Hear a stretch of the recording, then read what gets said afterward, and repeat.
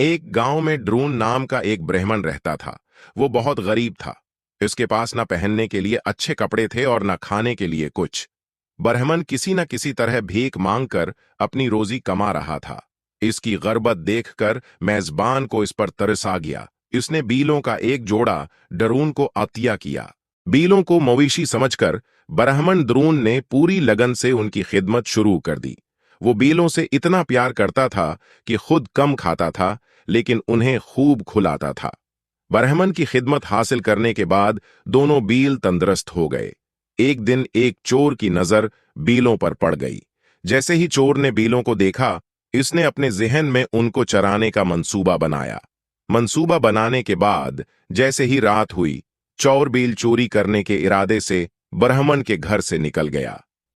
कुछ दूर चलने के बाद चोर का सामना एक खौफनाक अफरीत से हुआ। बदरूह ने चोर से पूछा, इतनी रात कहां जा रहे हो? चोर ने कहा, मैं ब्राह्मण का बैल चोरी करने जा रहा हूं। चोर की बात सुनकर शैतान ने कहा कि आओ, मैं भी तुम्हारे साथ आऊंगा। मैं कई दिनों से भूखा हूं। मैं इस ब्राह्मण को खाकर अपनी भूख मिटाऊंगा और तुम उसका बील ले लो। चोर का ख्याल था कि सफर में उसका कोई साथी होगा, इसलिए उसे साथ ले जाने में कोई हरज नहीं। ये सोचकर चोर आसीब को साथ लेकर ब्राह्मण के घर पहुंचा।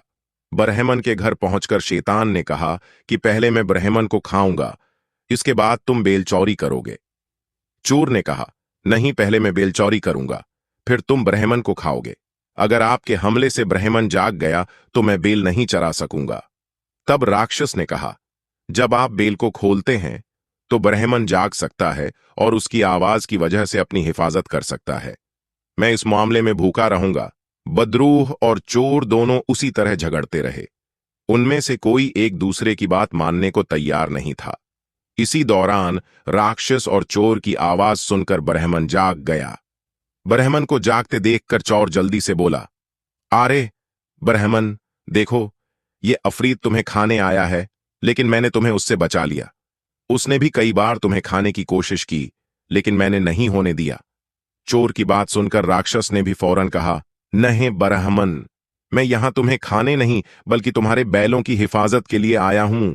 ये चोर आपके बैल चराने आया है। इन दोनों की बात सुनकर ब्राह्मण को शक हुआ।